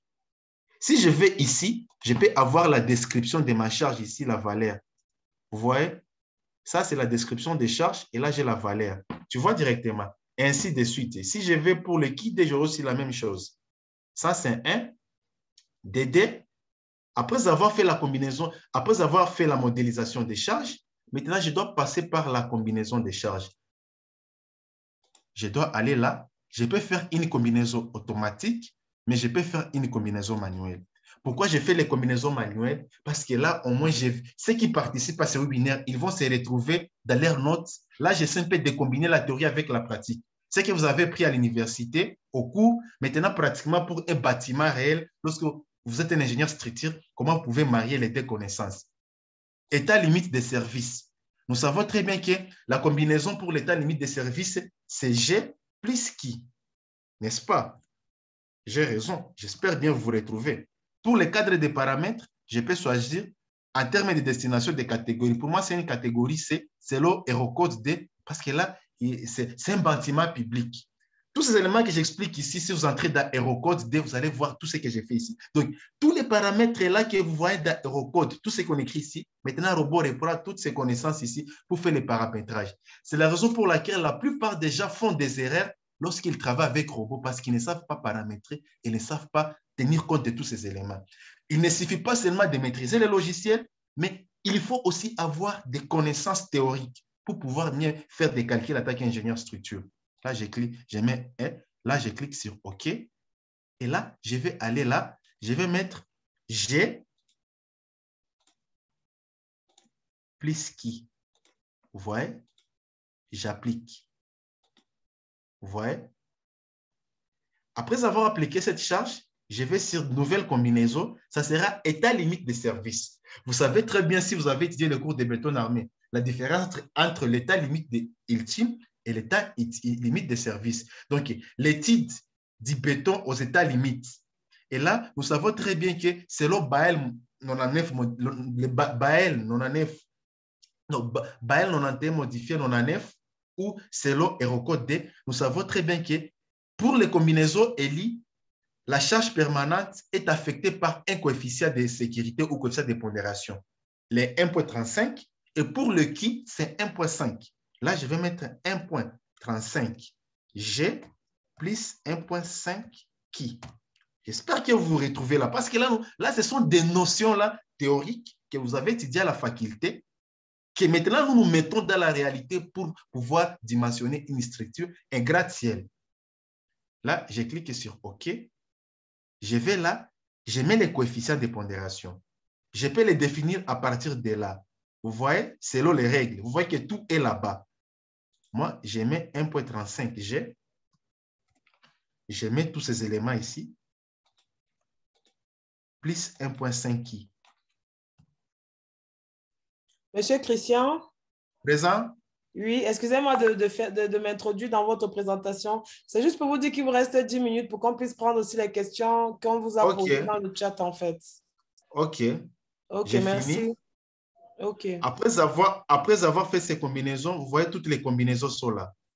Et puis par après, avant de commencer à lancer votre dimensionnement, il faut toujours vérifier la structure. Vérifiez votre structure. S'il n'y a pas des incohérences. Vous voyez directement ici, il y a les barres de poutres et de poteaux superposées inadmissibles. Je dois vérifier ces barres-là. Ils sont où? Qui sont superposées. Vous voyez, déjà, ces barres qui sont superposées, ils peuvent créer, par exemple, des problèmes en termes de calcul. Je supprime ça. Je rentre ici. Je dois aussi vérifier les panneaux superposés. Ces panneaux qui sont superposés là-bas, ces panneaux qui sont là-bas aussi, ils sont superposés. Je peux les modifier et encore une fois, je vais là pour les isoler. Voilà, il y a certains panneaux qui sont superposés ici. Je dois les supprimer. Et puis, je vais rentrer là. Vous voyez qu'il y a certains panneaux qui ont été superposés, qui étaient là-bas, ainsi de suite. Ces panneaux-là qui étaient superposés, qu'est-ce que moi je vais faire ici? Ces panneaux-là, je peux encore une fois copier ici, copier-coller et les ajouter ici. Pour gagner beaucoup plus de temps, je vous montre seulement ça. Je mets ça ici. Par exemple, ça, là-bas. Ainsi de suite. Je mets l'autre là-bas, ainsi de suite. Et puis, je peux copier ça plusieurs fois ici, par exemple. Je peux copier, par exemple, 1, 1, 1, 2, 3. Je mets 3 ici. Je vais là, jusque là. Voilà, mes éléments sont là. Et ainsi de suite, vous pouvez faire autant de choses que vous voulez. Si je vais là, je peux encore une fois vérifier mon élément. Est-ce que c'est superposé ou pas? Non, ce n'est pas superposé, ainsi de suite. Et puis par après, maintenant, vous voyez ma structure qui est là, j'enregistre. Maintenant, je peux copier les restes des panneaux comme ça, mais je laisse comme ça parce que nous sommes pressés par le temps. Et puis par après, j'ai déjà appliqué toutes mes charges. Je vais maintenant lancer les calculs. Je lance les calculs. Là, maintenant, ça va générer les calculs par la méthode d'éléments finis. On dit qu'il y a détection de cohérence la détection des cohérences des données, tout ça, il faut laisser, ça va passer par le processus de calcul, ça va commencer à passer à la phase suivante, là où ça va maintenant commencer à générer les calculs selon le nombre de cas, ainsi de suite. Ça, c'est l'analyse statique linéaire. Maintenant, il y a plusieurs autres types d'analyse d'un robot. Il y a l'analyse dynamique ou l'analyse modale spectrale, l'analyse FRF ou l'analyse harmonique dans le domaine des fréquences, il y a l'analyse sismique, il y a aussi l'analyse push-over, il y a le footful analysis, donc l'analyse suite des piétons qui causent les vibrations des planchers. Tu vois, là, j'ai fini. Si vous voyez là, les résultats sont actuels. Maintenant, là, ça a généré les maillages. J'ai oublié de vous montrer comment on crée ça automatiquement. Tu vois directement ici, mes maillages sont générés. Maintenant, qu'est-ce qui est ici pour aller plus rapidement? Je vais aller là. Je vais juste faire une analyse modale spectrale. Par exemple, pour la cartographie des panneaux, je vais aller là et résultat, cartographie des panneaux. Je vais aller là. Sorry. Notez. Effacer tous les dessins. OK. Vous voyez là-bas, je vais aller juste là. Je vais par exemple faire la cartographie de mes panneaux et en termes de moments extrêmes. Pour ce qui concerne les moments Y, quel est le comportement par rapport à cette combinaison de charges et avec les maillages? Je clique ici, ça va donner la cartographie. Vous voyez cette cartographie ici? Il montre les endroits les plus susceptibles au déplacement et puis il vous donne les valeurs en kilonewtons. Pour ce qui concerne par exemple XY, vous voyez que voilà la cartographie change. Pour ce qui concerne la cartographie du moment par rapport aux angles des rotations de déplacement de la structure, vous voyez directement, tu vois ici, il montre là où il peut y avoir des grandes rotations lorsque la structure est sous une excitation, par exemple à un moment donné, pendant le vent et autres. Vous voyez ici, j'ai sauté beaucoup d'éléments parce que là, je n'ai pas montré les titres du vent, comment vous pouvez faire la simulation du vent avec robot, mais là, ce sont les cartographies des panneaux. Ces panneaux-ci expliquent là où c'est rouge, donc c'est là où il y a des graves efforts, là où c'est plus susceptible à la déformation. Là où c'est bleu, c'est là. Vous voyez ici, là où c'est rouge, c'est là où il y a des plus grandes valeurs. Ainsi de suite, en termes de contraintes, vous pouvez voir les cartographies des contraintes. Vous voyez, il n'y a pas assez de contraintes sur notre structure parce que je n'ai pas fait j'ai pas ajouté beaucoup de charges, c'était juste une démonstration. Les cartographies des efforts tranchants. Tu vois, là, ça aussi, tu vois ce que ça donne, mais aussi les cartographies des déplacements, par exemple, dans le sens Z des déplacements globaux. Vous voyez aussi, il vous donne les déplacements. Tu vois, la partie la plus susceptible au déplacement, c'est cette partie-ci qui est instable. Déjà, je sais que comme cette partie est stable, comment je peux les rendre stables? Soit ajouter une poutre, ou soit faire un contreventement. Ainsi de suite. Lorsque j'ai fini ça, tellement que le temps est jaloux, je vais passer par les dimensionnements. Par exemple, pour dimensionner une colonne, comment je peux dimensionner une colonne? Je prends par exemple la colonne la plus chargée. Je prends par exemple, c'est un exemple. Je prends une colonne de milliers. Je prends cette colonne ici. Je vais dans dimensionnement, ferraillage réel en béton armé. Quand je vais le ferraillage réel dans béton armé, vous voyez, là-bas, ça me donne les charges qui seront appliquées. Vous voyez? Et puis, je clique sur OK. Ça me donne la colonne que je vais dimensionner. Cette colonne ici, je vais voir les notes de calcul, je verrai les poteaux et les résultats des ferraillages. Et puis, je vais aller par paramétrage. Le paramétrage, c'est là aussi, il faut avoir des notions de calcul. Il ne faut pas seulement paramétrer pour paramétrer. Tu vois, par exemple, pour mes barres. Pour mes barres, moi, je vais utiliser, par exemple, le bar, pour ma structure, je vais utiliser, par exemple, le bar de 12. Les matériaux, ça sera la récente caractéristique du béton HA400, donc le type de ferraillage. Pour les aciers, au-dessus, ils auront des crochets de 90, ça sera 2 barres.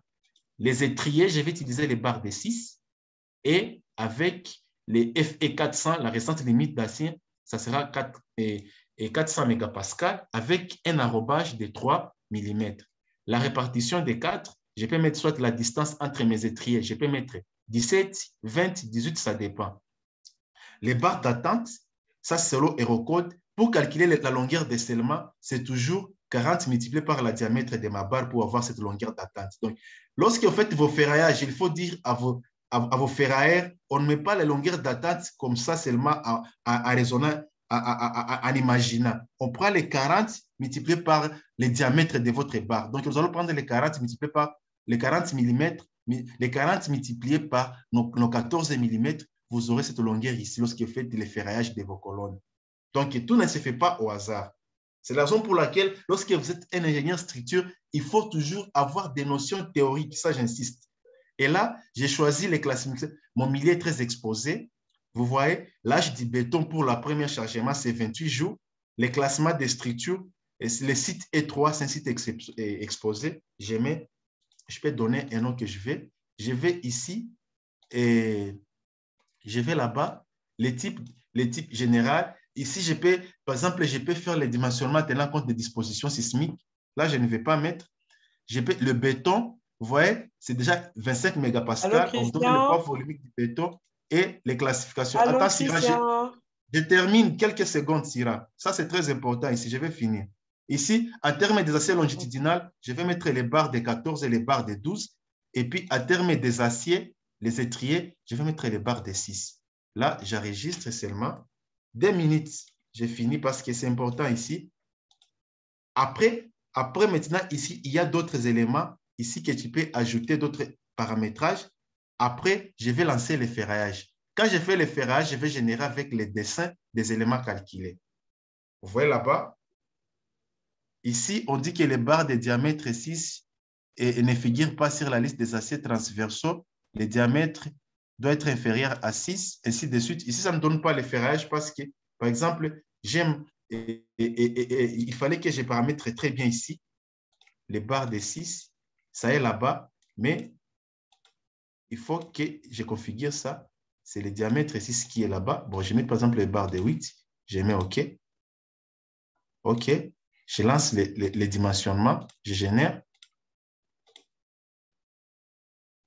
Il y a toujours ce problème ici. Je dois vérifier ça parce que là, ils ne peuvent pas te donner ces ferraillages-là, mais tu peux voir ici les notes des calculs qui sont là-bas. Vous voyez, toutes les notes des calculs sont là. Ils vont donner les quantitatifs, les surfaces de coffrage, les poids des armatures, mais aussi, ils te donnent les ferraillages du poteau. Tu vois, même s'ils ne me donnent pas les plans, mais vous voyez déjà, vous pouvez voir les ferraillages de vos colonnes ici, directement ici. Vous voyez comment les colonnes sont espacées. Ça, ce sont des ferraillages que Robot vous donne. Mais en tant qu'ingénieur structure, vous allez prendre une décision importante parce que vous ne pouvez pas seulement considérer ça. C'est à vous maintenant de prendre une décision. C'est là où maintenant on voit qui est ingénieur, qui ne l'est pas. Donc, c'est un peu ça. Et puis, par après, vous pouvez rentrer à votre structure. Et puis, vous pouvez aller dans Revit, ici. Et puis, vous pouvez aller ici, analyse. Vous pouvez aller là. Vous pouvez générer tous les éléments d'analyse ici. Je peux mettre ça, gestionnaire des résultats. Je peux faire la mise en jour. Et puis, tout ce que j'ai fait dans Revit, vous allez le voir dans Robot, vous allez le voir ici. Toutes les analyses, les cartographies des panneaux, tout ça, vous verrez ça dans Revit. Et puis, par après, dans Revit, vous allez commencer par faire maintenant des ferraillages, faire des plans de présentation par rapport aux données qui proviennent des robots. Pour ce qui est des voiles, des dalles, et ainsi de suite. Je suis vraiment désolé, on a dimensionné seulement la colonne, on ne peut pas tout dimensionner, il y a les dalles, les poutres, et ainsi de suite. Quant à moi, je vous dis merci et toutes les questions sont les bienvenues. Je suis là pour répondre à vos difficultés. Merci beaucoup pour votre attention et le micro est à vous pour poser vos questions. Merci Syrah et je vous laisse la parole. Ok, merci Christian. Je sais qu'il y a beaucoup à dire. Donc, il y aura d'autres sessions prévues, il y a des formations. N'hésitez pas à nous écrire par voie des contacts qu'on vous a laissés dans le chat. C'est par là que Monsieur Christian pourra être complètement disponible pour vous. Vous savez, en 2 heures de temps, il peut pas parcourir tous les logiciels. Donc, n'hésitez pas à écrire à nos contacts et vous aurez des réponses directement de M. Christian par les voix qu'il vous a données. Donc, vous pouvez ouvrir votre micro pour poser des questions. Et je tiens aussi à rappeler que les personnes qui utilisent les licences craquées, je sais que vous êtes très nombreux. Les personnes qui utilisent les licences craquées, on peut vous aider à faire la migration de la licence craquée à la licence autatique. Donc, n'hésitez pas à nous écrire, contactez-nous aux emails qu'on vous a laissés. On est vraiment là pour vous, on est là pour vous assister, on est là pour digitaliser l'Afrique. Donc, n'hésitez pas, n'ayez pas peur des prix ou des préjugés. Contactez-nous et on vous fera passer du crack à l'authentique et vous allez voir la différence. Je crois que M. Kika vous a déjà montré des échantillons à ce sujet-là. Donc, voilà, ouvrez les micros, posez rapidement vos questions. Si les questions sont trop longues ou trop pertinentes, on va vous répondre directement par nos différents contacts que nous avons laissés dans le chat. Merci. Je vois M. Dappel qui a déjà ouvert son micro. Vous pouvez poser votre question. Bonsoir, madame.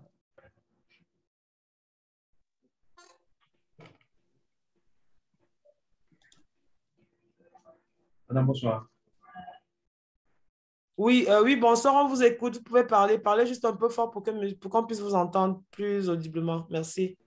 Vous avez juste 10 minutes, donc si vous pouvez vite poser votre question et que les autres parlent aussi, ça va aider. Alors, on vous écoute, M. Dappel, allez-y. OK, merci. Je souhaiterais savoir, hormis Revit, n'est-il pas possible de modéliser une structure à partir d'Archicad et de transférer aisément sur robot structural d'analysis?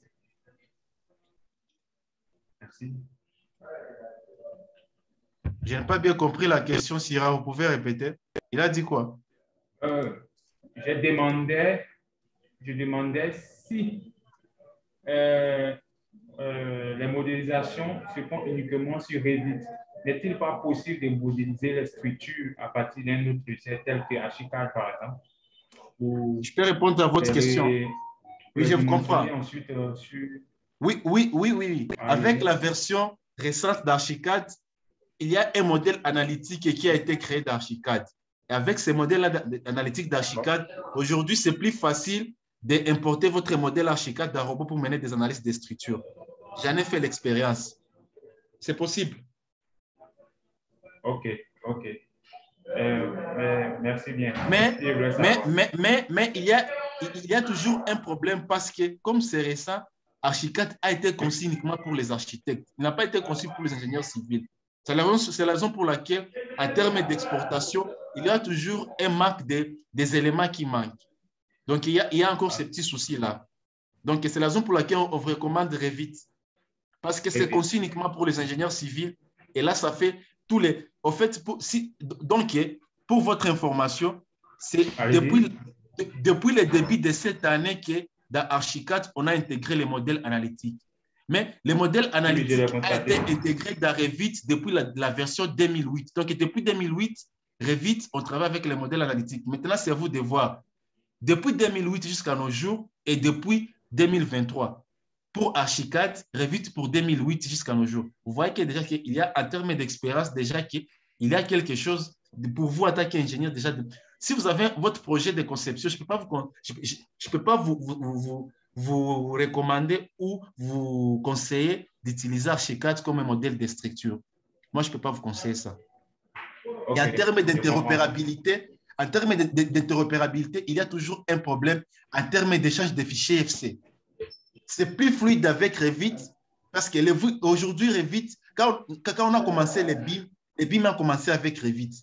Et Revit est au centre du BIM, au change d'informations. Parce qu'il a été conçu uniquement pour cette mission-là, pour permettre la collaboration entre les différents corps de métiers. C'est maintenant que d'autres sociétés maintenant copient aujourd'hui parce que Revit a pris de l'ampleur.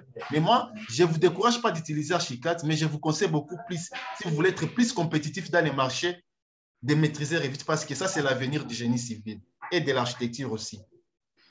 OK, je vous comprends parfaitement. Merci beaucoup. Maintenant, à la suite de votre exposé, je comprends clairement, puisque moi, je suis un peu plus à l'aise avec Archicad. Donc, est-ce que vous faites des formations sur Revit? Là, vous allez contacter notre service commercial, vous allez contacter Madame Syrah Aoué, il va vous donner beaucoup plus de précisions en termes de formations qui sont en cours. Oui, tout à fait. Pour tous vos services en tout ce qui concerne les formations, Là, dans le chat, tout de suite, vous pouvez déjà noter les numéros WhatsApp et l'email, ce qui vous convient le mieux pour la communication. Vous écrivez, on va vous répondre. Donc, pour toutes les personnes qui ne pourront pas poser les questions ou qui ont des problèmes de connexion, n'hésitez pas. Prenez directement nos contacts là dans le chat parce qu'on ne sait jamais. Donc, voilà. Est-ce qu'il y a d'autres questions? Vous pouvez ouvrir encore votre micro pour quelques minutes en dehors de M. Dapple et puis on va clôturer la séance. Ok, merci bien. Bonsoir. Allô? Bonsoir. Vous pouvez parler, monsieur. Oui, allô? En fait, bon, oui. En fait, moi, ma question, elle est la suivante. Parce que j'utilise un PC. Oui, allô? C'est le formateur? Non, je suis en train de poser une question. Non, mais c'est M. Taoué qui a d'abord la parole et puis M. Gouet, vous allez prendre la parole. M. Taoué, allez-y. M. Gouet, attendez une minute, vous allez prendre la parole. D'accord. Bon, je parle là parce que ce logiciel, j'ai l'habitude souvent d'utiliser ce logiciel parce que je vois là qu'on a la possibilité de faire une analyse dans Revit. Bon, ce que je suis en train de dire, c'est que d'habitude, j'utilise le logiciel Dialux qui me permet aussi de modéliser les bâtiments. Et là, je n'ai pas la possibilité de faire une analyse. Mais là, maintenant, je vois que directement sur Revit, on a la possibilité de le faire. Et via aussi Robot, ce que je suis en train de dire, c'est que cette structure qu'on a eu à modéliser, par exemple, sur Dialux, si vous avez connaissance, je pense, ça nous permet de modéliser aussi le bâtiment. Est-ce que c'est puisqu'on l'importe aussi dans Revit pour pouvoir faire les tuyauteries et consorts, est-ce qu'en même temps, on peut prendre cette structure qu'on a eu à effectuer sur Dialux, puis dans Revit, et revenir avec ça dans Robot analyse structurale? C'est un peu ça ma préoccupation. Puisque nous sommes en voie de BIM, donc voici un peu ma question. Merci. Pour répondre à votre question, je connais le logiciel Dialix, mais je ne l'ai jamais utilisé. Si vous m'avez bien compris, quand j'ai répondu à l'autre participant, j'ai dit que ce sont les logiciels qui sont venus maintenant, ils ont copié maintenant tous les processus BIM, ainsi de suite maintenant, mais ils ont toujours des difficultés en termes d'échange. C'est la raison pour laquelle c'est possible. Mais c'est à vous maintenant de voir est-ce qu'il y a une interopérabilité entre Dialix et Revit. S'il n'y a pas une interopérabilité entre Dialix et Revit, il faut aller dans Dialix, voir s'il y a une possibilité dans Dialix d'exporter un modèle IFC. C'est ce format-là d'échange qui permet l'interopérabilité entre Revit et d'autres différents développeurs de logiciels.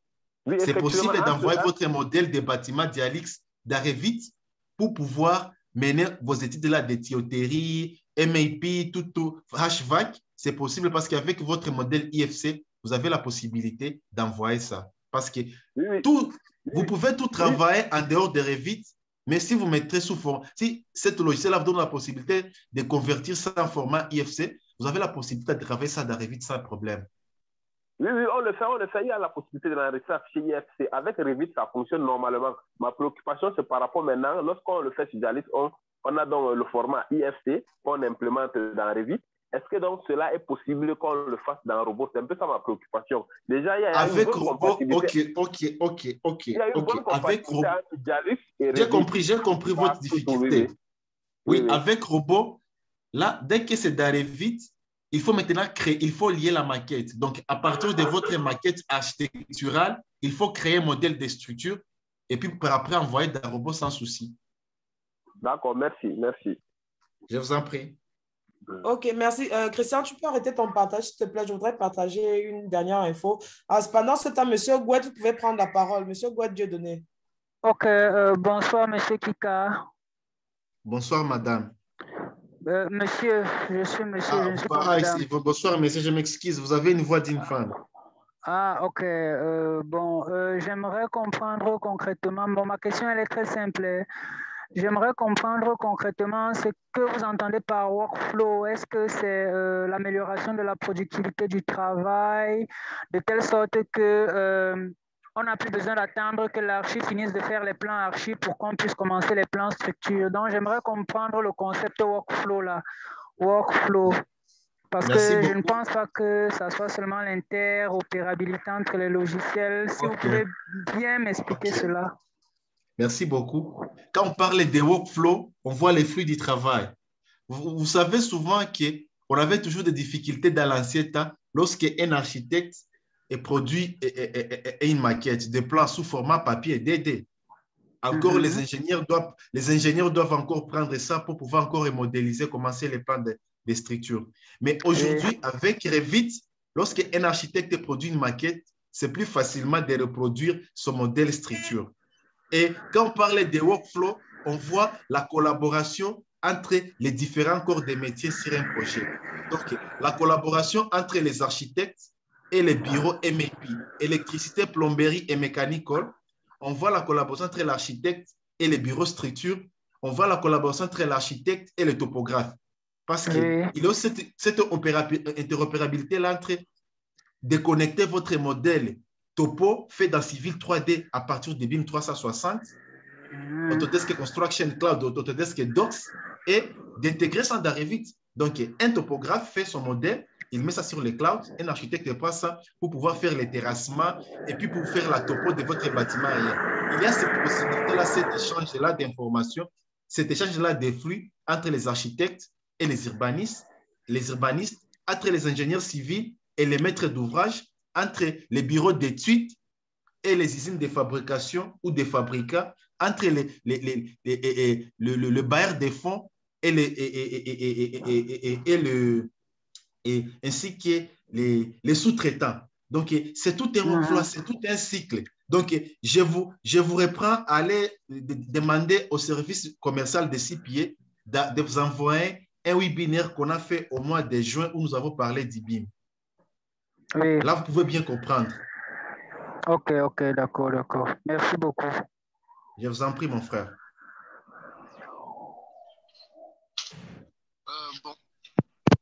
Est-ce que c'est possible de poser une dernière question?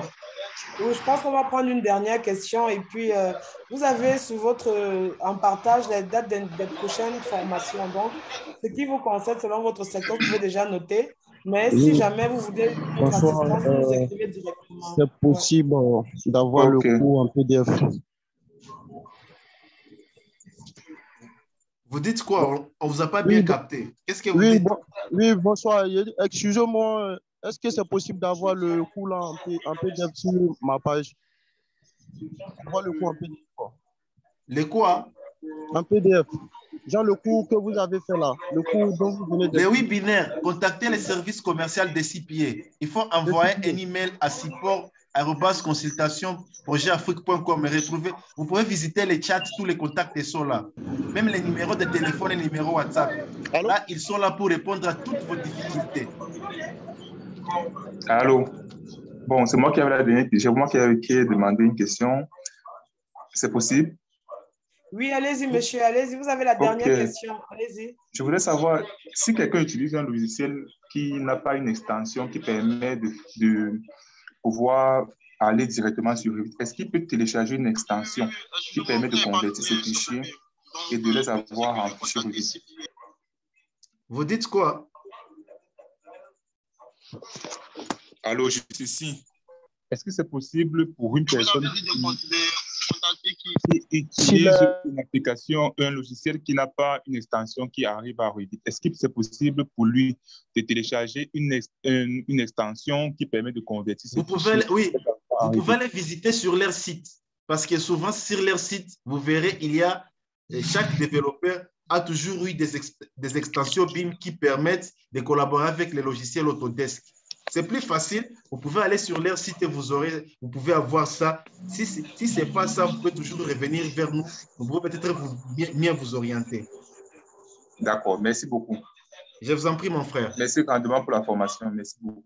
Je vous en prie. OK. Monsieur Josias, vous avez la dernière question. Allez-y. Je crois que vous avez fini. Bon, donc n'oubliez pas notre prochain webinaire qui se tiendra le 22 septembre. Et portera sur le BTP vers la voie du BIM, la digitalisation et l'industrialisation. Donc, vous avez nos contacts dans le chat tout de suite. Écrivez-nous, soit via WhatsApp, soit via notre email, et vous aurez une assistance personnalisée parce que là, dans notre webinaire, on ne peut malheureusement pas répondre à tout le monde. Par contre, si vous nous écrivez à l'un des numéros WhatsApp ou si vous nous écrivez sur support@ consultation-projetafrique.com. Vous aurez directement les réponses. Donc, n'hésitez pas, quelle que soit votre préoccupation en ce qui concerne les logiciels Autodesk ou autres préoccupations de professionnels, ou si vous avez besoin d'un partenariat, si vous voulez un stage, par exemple, pour approfondir vos connaissances, nous sommes disponibles pour vous. Vraiment, nous sommes ouverts à tout ce qui peut contribuer à la digitalisation de l'Afrique avec les moyens que nous avons. Donc, merci d'avoir assisté à ce webinaire. Nous sommes très heureux de vous avoir eu jusqu'à cette heure-ci. Nous savons que vous êtes tous occupés. N'oubliez pas de nous faire part de vos préoccupations via nos contacts. Alors, bonne fin de soirée à tous et à très bientôt. Thanks to all. Je crois que les autres, je ne sais pas si vous avez quelque chose à ajouter encore, M. Kita. Et merci beaucoup à tous les participants et on prend rendez-vous au mois de septembre. Et venez encore une fois massivement parce que vous allez encore une fois prendre beaucoup de choses sur les BIM. Parce que CPA, il est là, c'est comme l'église au milieu du village et son objectif, c'est digitaliser toute l'Afrique. Alors, on ne pourra pas digitaliser toute l'Afrique et ça, votre rapport. Vous avez besoin de nous, nous avons besoin de vous. Alors, mettez-nous ensemble, liez nos efforts pour faire l'Afrique les références du BIM dans le monde. Merci beaucoup et on se retrouve prochainement.